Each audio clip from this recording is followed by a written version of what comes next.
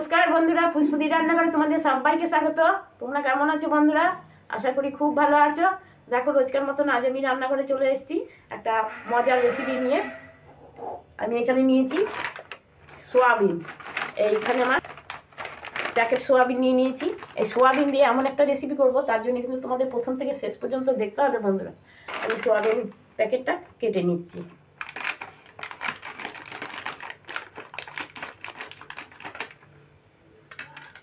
দেখো, আমি একটা বলে ঢেলে নিচ্ছি। আর সোয়াবিনগুলো দেখো মাঝারি সাইজে, খুব ছোটো না খুব বড়ও না। সোয়াবিনগুলোর মধ্যে আমি এখন একটু জল ঢেলে নেব।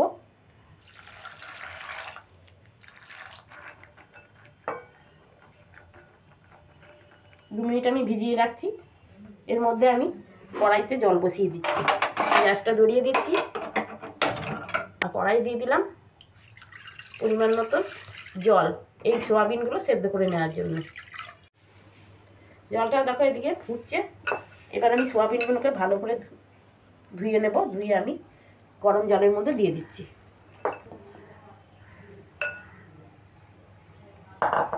এবার 2 মিনিট মতন আমি সেদ্ধ করে নেব। একটু খুন্তি করে নেড়ে দিচ্ছি। এবার সেদ্ধ করার সময় আমি এখানে একটু নুন আর একটু হলুদ দিয়ে দেব। একটু সামান্য নুন দিয়ে দিচ্ছি আর দিয়ে দিচ্ছি একটু হলুদ গুঁড়ো।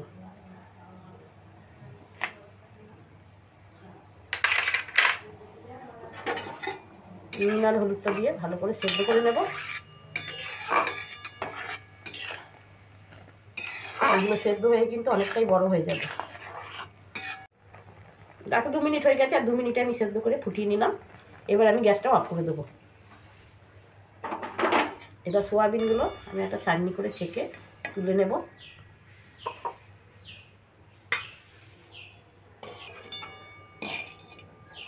চাটনি করে তুলে নিয়েছি ছেঁকে।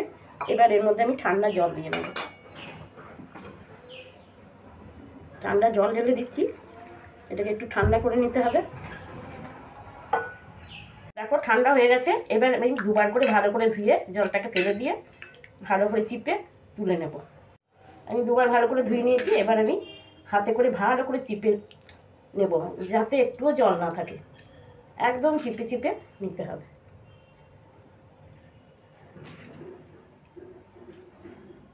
আমি একটা বলে নিয়ে নিলাম।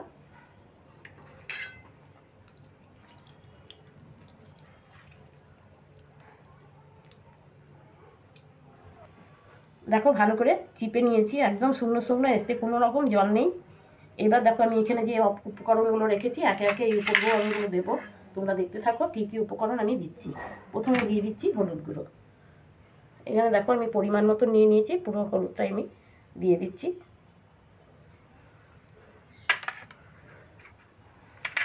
দিয়ে দিচ্ছি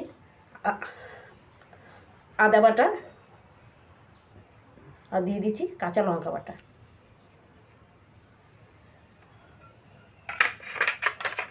এবার দিয়ে দেবো সামান্য কিছু চিলি ফ্লেক্স।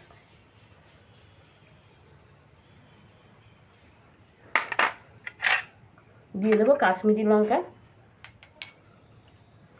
এটা একটু কালারের জন্য আমি দিয়ে দিচ্ছি, এটা দিলে পরে ভালো লাগবে। দিয়ে দিচ্ছি চালের গুঁড়ি। এটা আতপ চালের গুঁড়ি।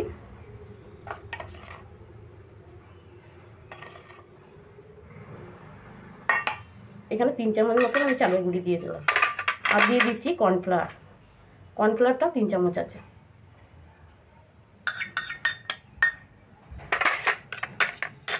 এবার দিয়ে দেবো রসুন বাটা। এখানে 5-6 কোয়া রসুন বেটে নিয়েছিলাম, আমি রসুন বাটাটা দিয়ে দিলাম। জলটাকে দেব না।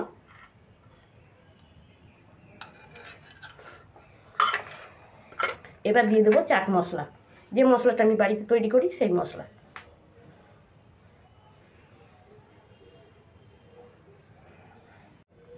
দিয়ে দিচ্ছি পরিমাণ মতো নুন।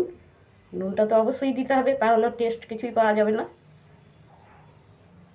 পরিমাণ মতো নুন দিয়ে দিলাম। এবার দিয়ে দেবো সোয়া সস।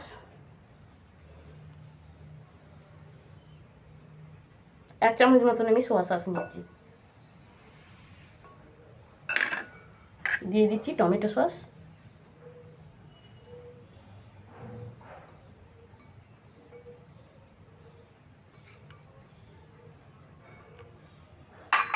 সব শেষে দিয়ে দেবো মুসুরির ডাল বাটা। আমি ডালটা বেটে নিয়েছিলাম, মুসুরির ডাল ভিজিয়ে রেখে আমি বেটে নিয়েছি, মুসুরির ডাল বাটা দিয়ে দিচ্ছি।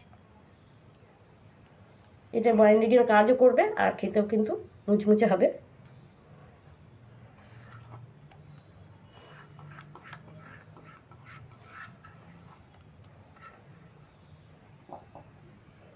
এবার আমি গ্যাসটা ধরিয়ে দিয়ে তেলটা গরম করতে দেব, তারপরে এটাকে মাখাবো। প্রথমে মাখিয়ে নিলে জলটা কেটে যাবে, যার জন্য আমি গ্যাসটাকে ধরিয়ে দিয়ে তেলটা গরম করতে বসিয়ে দেবো। কড়াই তো বসানোই আছে, গ্যাসটাকে ধরিয়ে দিলাম। আর এখানে আমি রিফাইন তেল দিয়ে দিলাম।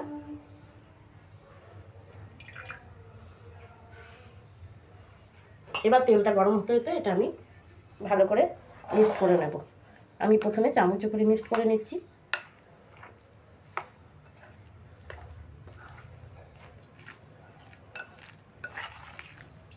দেখো মেশানো আমার হয়ে গেছে, বেশি মাখানোর দরকার নেই, এমনি কোনো রকম জাস্ট মিশিয়ে নিলেই হয়ে যাবে।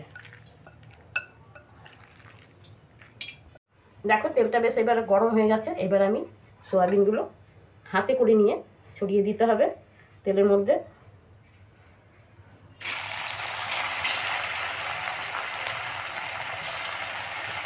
গ্যাসের তেলটা মিডিয়ামে রাখবো, এরকম একটা একটা করে ছড়িয়ে ছড়িয়ে দিতে হবে।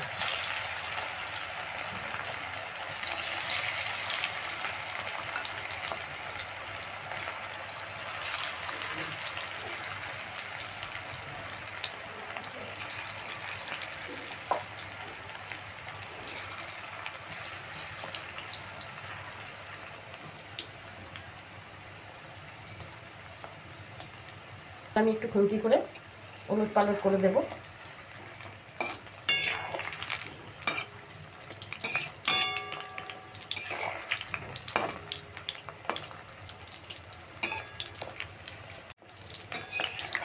দেখো এইভাবে উল্টে পাল্টে সুন্দর করে ভেজে নিতে হবে।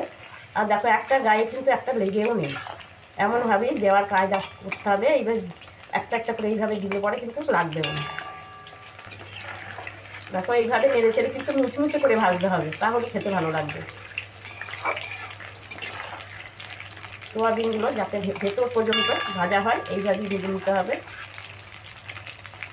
এই রেসিপিটাতে তোমরা সোয়াবিনের পকোড়াও বলতে পারো, আবার স্ন্যাক্সও বলতে পারো, আবার তোমরা 65ও বলতে পারো। আর চায়ের সঙ্গে তো ভালো লাগবেই, আর সসের সঙ্গেও খেতে খুব ভালো লাগবে। দেখো ভাজা হয়ে গেছে, এগুলো আমি এবার তুলে নেব।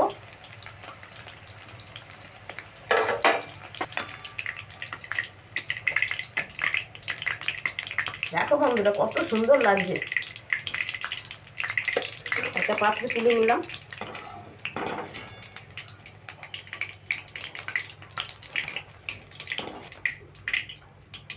এবার বাকিগুলো আমি একইভাবে ভেজে নেব।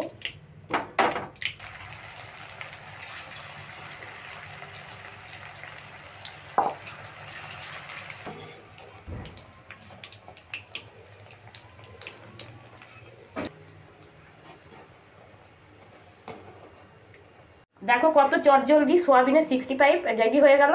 এটা সোয়াবিনের 65ও বলতে পারো, আবার স্ন্যাক্স হিসাবেও খেতে পারো, আবার সোয়াবিনের পকোড়াও বলতে পারো।